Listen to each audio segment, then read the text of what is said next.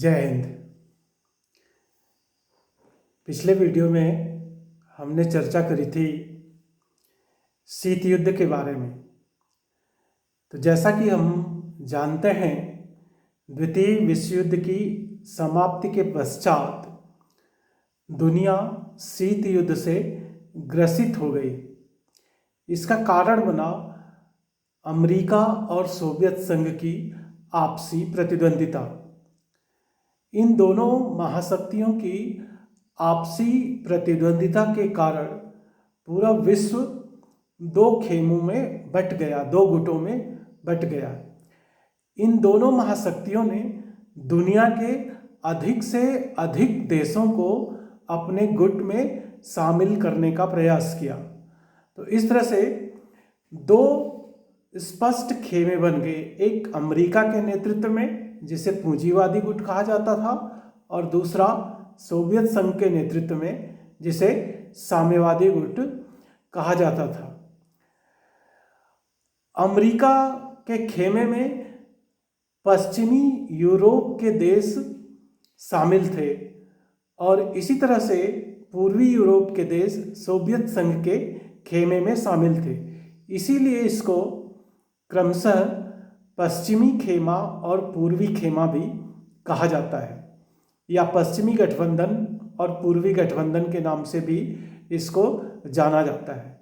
तो पश्चिमी गठबंधन ने अपने आप को एक संगठन का रूप दिया और अप्रैल 1949 में अमेरिका और उसके पश्चिमी यूरोप के देशों ने मिलकर के एक सैनिक संगठन बनाया जिसका नाम था उत्तर अटलांटिक संधि संगठन, जिसको हम नाटो के नाम से भी जानते हैं। इसमें कुल 12 देश सम्मिलित थे। तो नाटो का जो चार्टर बना उसमें यह कहा गया कि नाटो में सम्मिलित किसी भी देश पर अगर हमला होता है तो उस पर हमले को सभी सदस्य देशों के ऊपर हमला माना जाएगा और ऐसी स्थिति में सभी सदस्य देश मिलकर के काम करेंगे। तो नाटो का गठन स्पष्ट रूप से सोवियत संघ को रोकने के लिए किया गया था, सोवियत संघ के संभावित हमले से बचाव के लिए और उसका जवाब देने के लिए किया गया था।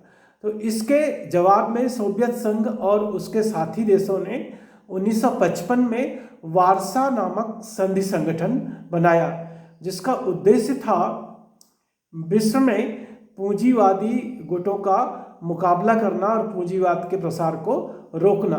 तो इस तरह से दोनों ही खेमों ने अपने अपने सैनिक गठबंधन बना लिए थे और अपनी स्थिति को एक दूसरे के मुकाबले में मजबूत करने का प्रयास किया। इस सैनिक संधियों के गठबंधन को आगे बढ़ाते हुए अमेरिका ने पश्चिम एशिया और दक्षिण पूर्व एशिया के देशों के साथ भी मिलकर के गठबंधन किए, जिसको कि हम सिएटो और सेंटो के नाम से जानते हैं।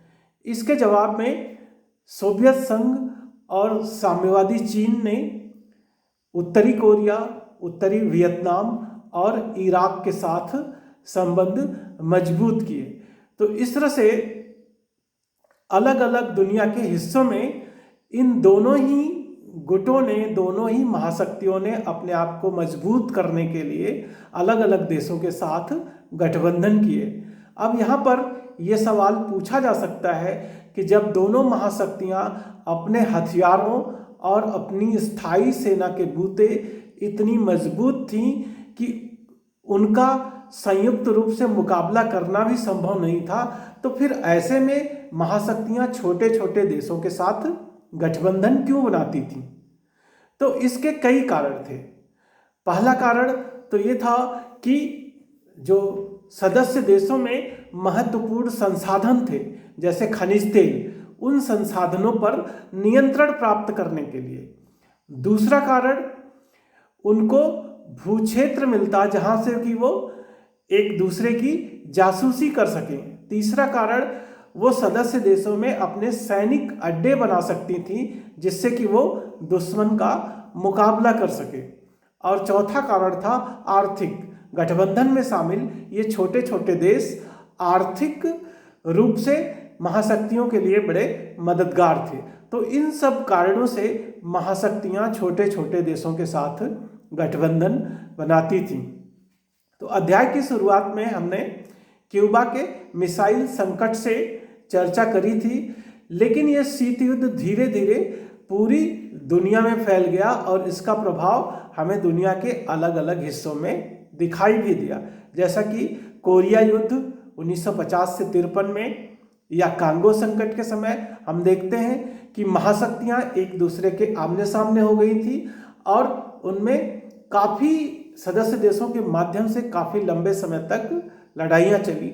लेकिन ये जो दुनिया भर में संघर्ष हुए इन दोनों महाशक्तियों के बीच में, इसको सुलझाने में दोनों ही गुटों से बाहर के कुछ देशों ने मध्यस्थता करी, जिससे कि संकट को सुलझाना आसान हुआ। जैसे गुटनिरपेक्ष आंदोलन में शामिल सदस्य देश। कोरिया संकट में मध्यस्थता करने का काम भारत के प्रधानमंत्री पंडित जवाहरलाल नेहरू ने किया, जो कि गुटनिरपेक्ष आंदोलन के संस्थापक थे। इस तरह से कांगो संकट को सुलझाने में संयुक्त राष्ट्र संघ के महासचिव ने दोनों महाशक्तियों के बीच मध्यस्थता करी।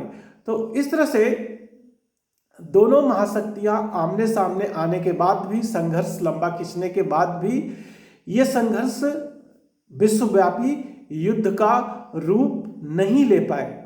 तो इसके पीछे महाशक्तियों की ये समझ काम कर रही थी कि कहीं ये संघर्ष परमाणु युद्ध का रूप न ले ले। इसी कारण इन दोनों महाशक्तियों ने आपस में बातचीत करने का फैसला किया और अस्त्रों को नियंत्रित करने का फैसला किया, और इन्होंने अस्त्र नियंत्रण संधियां की या निरस्त्रीकरण की संधियां की, जिसमें से हम परमाणु अप्रसार संधि या परमाणु परीक्षण प्रतिबंध संधि या एंटी बैलिस्टिक मिसाइल ट्रीटी, कुछ महत्वपूर्ण संधियां हैं इन दो महाशक्तियों के बीच में, जो कि इन्होंने आपस में वार्ता करके करी, जिससे कि ये जो संघर्ष है उसको रोका जा सके और किसी संभावित दुर्घटना से बचा जा सके। फिर भी हथियारों के बड़े जखीरे को इकट्ठा करना युद्ध से बचने के लिए जरूरी माना गया। आज का वीडियो यहीं पे समाप्त करते हैं। धन्यवाद।